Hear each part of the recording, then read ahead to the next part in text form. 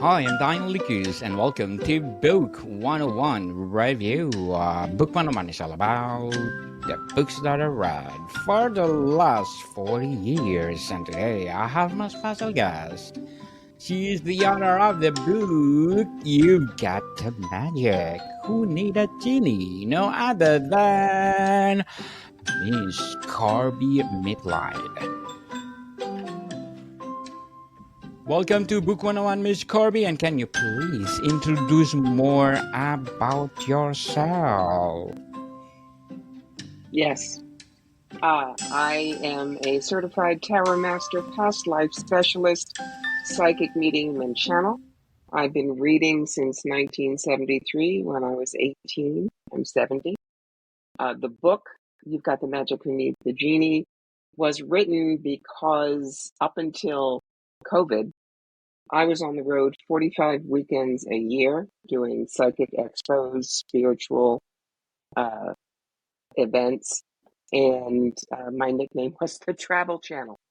So when I hung up my traveling, I said, I have 18 years of 45 weekends a year on the road. There's no other book out there that is specific to the spiritual and metaphysical business. And so I wrote it. There's no need for everybody else to reinvent what I went through. Miss Corbie Mitleid, thank you so much for empowering us. Thank you for sharing your book to the world. So, what is the core message of You Got the Magic?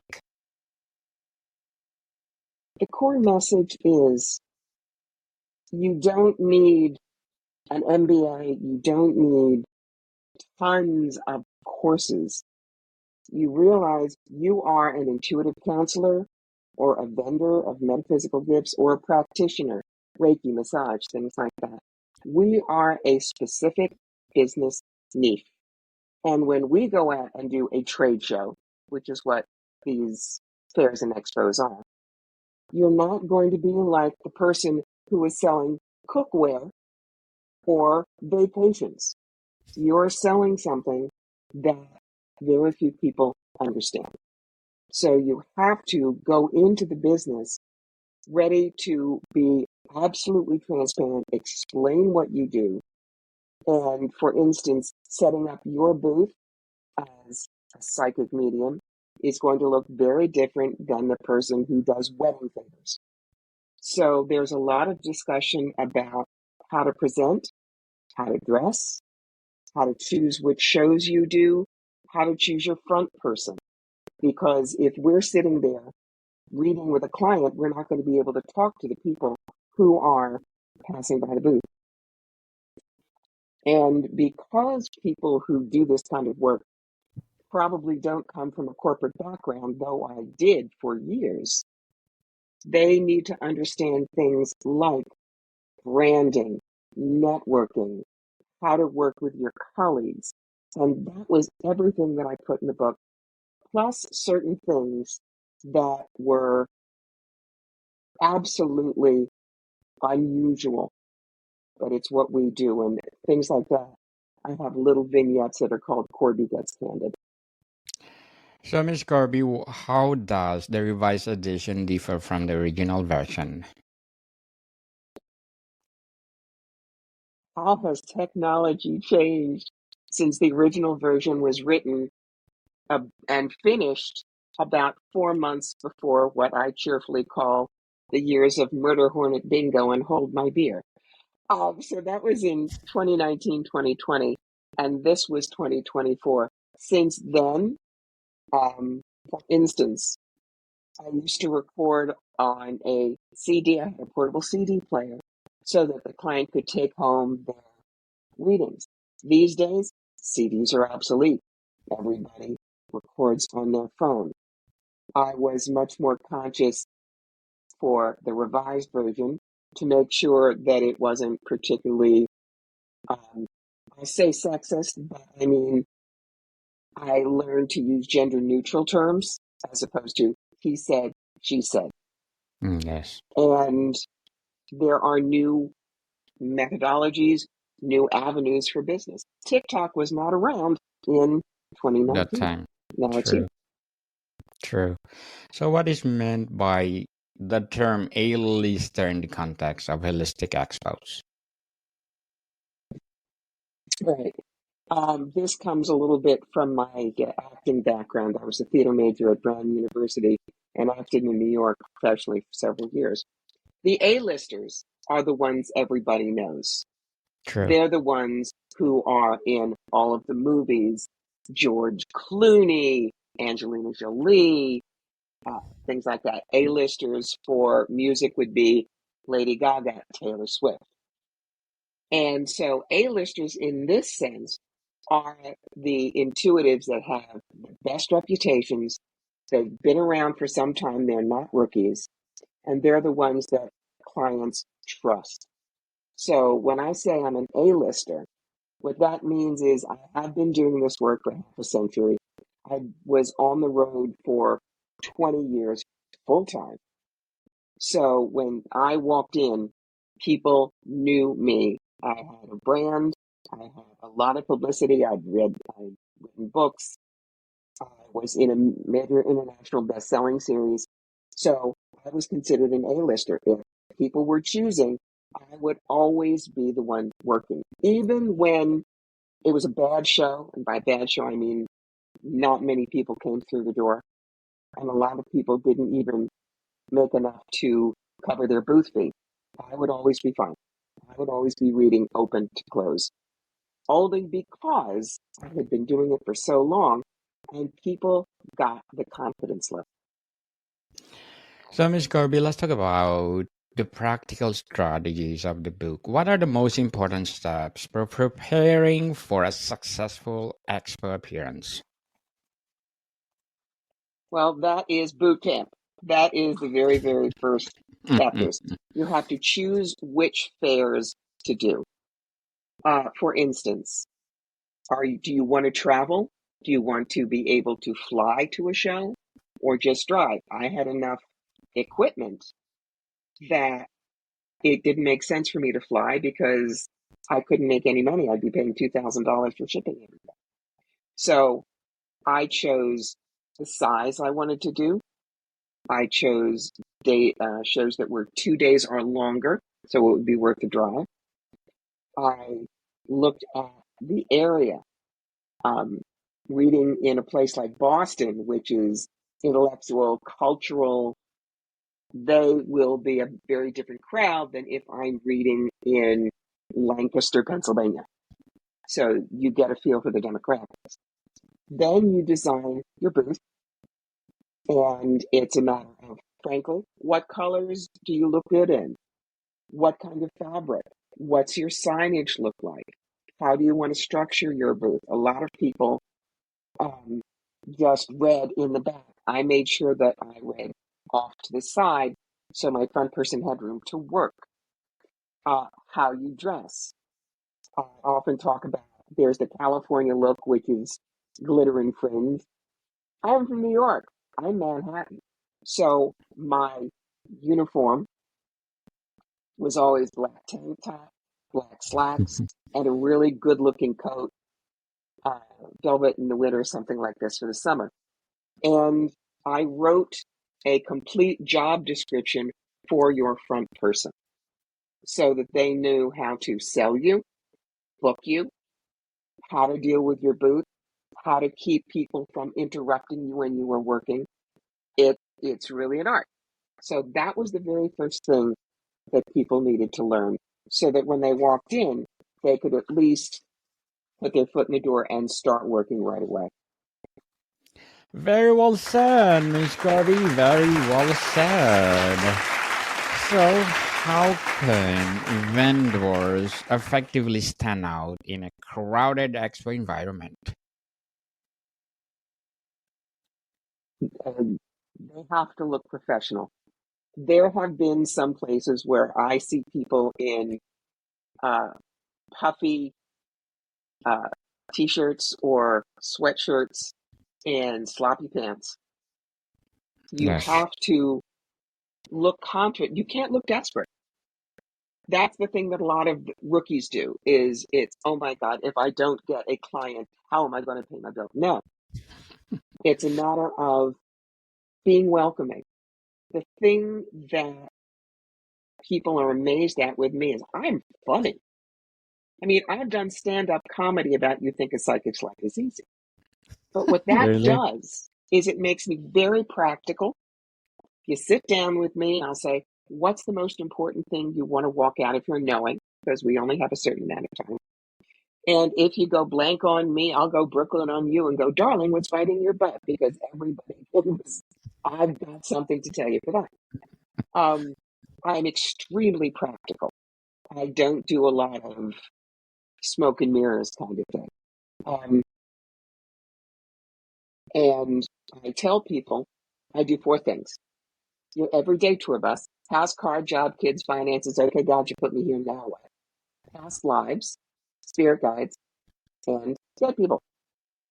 So when you put it that way to them, they realize that you're not going to try to bamboozle them the way a lot of people do.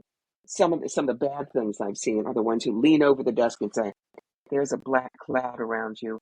I think we need to talk so you can avoid this curse. You know, the reason that I wrote one of my other books, true story, Mm-hmm. this was in Toronto, 250 booth show, and I adored the promoters. They were fabulous, but you can't vet 250 people. So I was across from one of the fake gypsies, and a woman who had paid her admission fee was looking at down the aisles, and the fake gypsy runs out, grabs her arm, and says, "You no need to pay 30, 40, $50. I read your palm for 10. Come." Drags the woman into the booth. 20 Mm. minutes later, we see this woman leaving, crying hysterically. We rush over and we find out that the gypsy told her, yes, she had a family curse, and if she didn't burn 400 specially blessed candles in the Roman Catholic Church, which the gypsy would bless for $1 a candle, her entire family was going to die in a car accident in 2 weeks, and the woman bought it. That's not a professional. That's a scam artist. And if you come across that desperate or that smarmy, you may get readings there, but you'll never get readings again. You come Mm. across, you are interested in the client, you want the best for them, you don't want to amaze them with your wiki woo, you are there in service. And I guarantee you, you will have people out the door in line waiting for you. That's the thing. Certainly. You have to know who you are. Definitely. Honesty is the best policy. So let's talk about holistic business and communication. How did you incorporate holistic principles into business practices? I made sure that I respected myself as well as respected other intuitives. For instance, if you ask me about a serious health problem, that's not my skill set, but I know someone who is. So I would direct you to my friend Stacy Wells, that I consider one of the best medical intuitives in the US.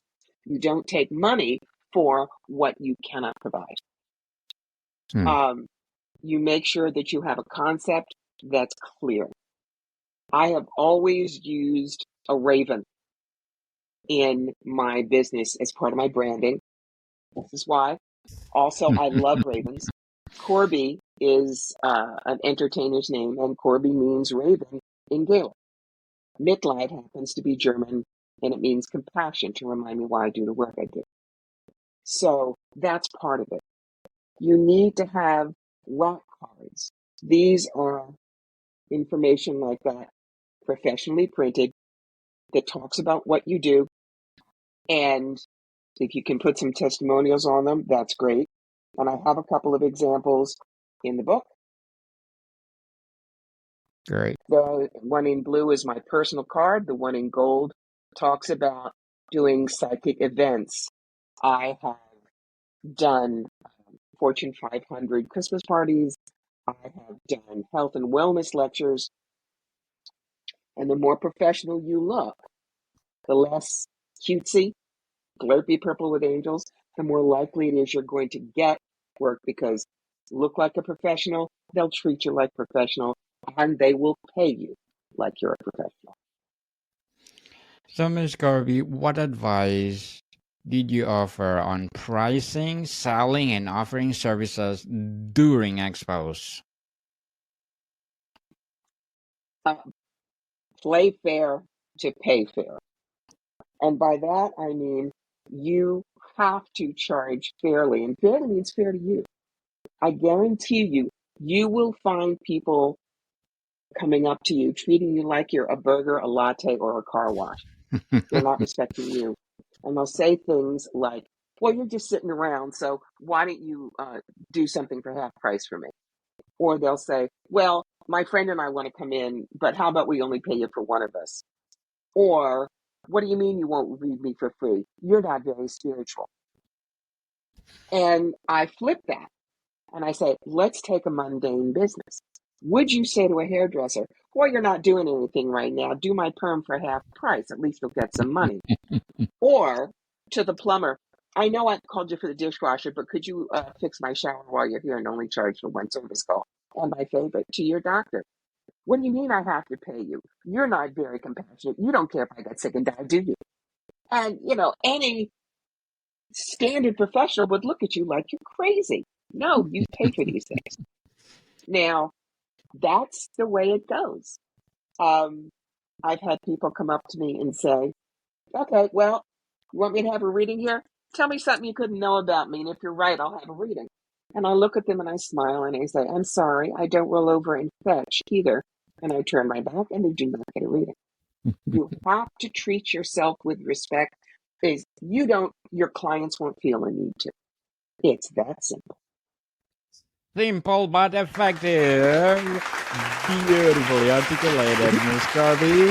Very well said. So, how does the book suggest handling competition in a positive, collaborative way?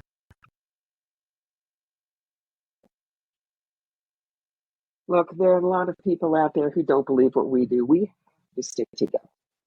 True. Like I said before, if it's something I don't do, I'll recommend somebody else, but only after I have used their services myself, so I know who I'm recommending. I will not diss another psychic unless I see them as a danger to a client. There was a gentleman, he has since passed, who used to do past lives for young girls, and very lurid past lives where he said, and I still own you kind of thing. Well, he is no longer in the business. We got rid of it. So there are always the exceptions. But we're a team. We are all a team. If I can suggest somebody else, I'll do it. My reading style is such that there are certain people who will want to come to me, and there are certain people who want the sweetness and light, which, I joke and say, hi, my name is Little Dancing Raccoon, and here's my spirit guide right here. I'm sorry, I'm from New York. I'm way too serious for that. But there are some people that desperately need that kind of chirpy stuff. Fine, wouldn't be well. That's okay. The most important thing is network with your fellows. They may have information that's useful to you or know about a show you'd like to do that you haven't heard about. If there are rookies there, I made a point of introducing myself, asking how they're doing, bringing them over to my table, showing them how I set things up. It's very simple. Yeah, they've just started 2 years ago, and I've got half a century under my belt.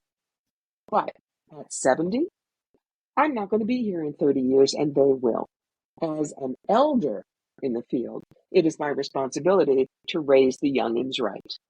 And so that's the other way that I network with other intuitives to help the next generation. Yes, to empower each other. So, Miss Corbie, what will be your short term and long term goals in writing? Say that again, please. I missed that. What What would will be be my your goals? yes, short term and long term goals in writing as well as your profession? In writing, there may be another book. I've written the three that I really needed to. At this point, I'm doing writing on Substack, Medium. I have 17,000 people on TikTok, and there's that daily. YouTube. I also teach with Patreon. So at this point, the books are good, but remember that our attention span is less than a goldfish now. So I'm very more into the idea of writing essays, writing short pieces. Eventually, will they be a fourth book? Probably. But for right now, especially at 70, I want to get the information out as fast as I possibly can, because who knows where the time goes, you know? Yes, true. Good luck to your goals, Miss Corby. And how can readers use expos as a part of a long-term business growth strategy? When you travel, when you go to these expos, you're going to meet people that you wouldn't meet just working out of a store or working from home the way I do. I have international clientele.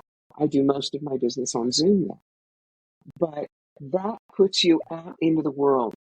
It strengthens your ability to speak spontaneously, to perhaps work with a field that you don't know. No, I do not do spirit art. I have no talent that way.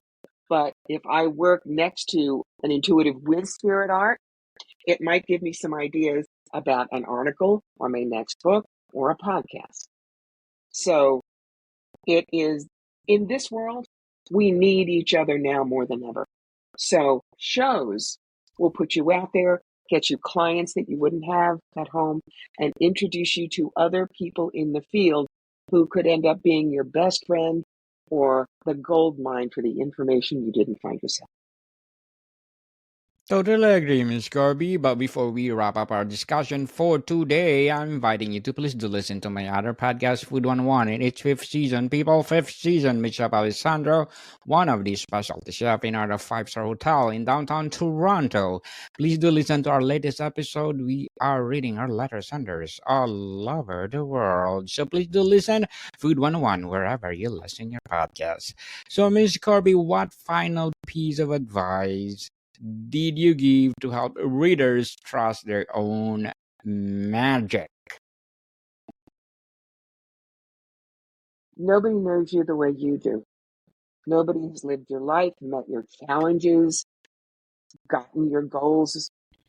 So you have everything you need to create the persona, the branding, and the style for reading, vending, or practicing in health, so that you can show people that your information, your work is really what they've been waiting for.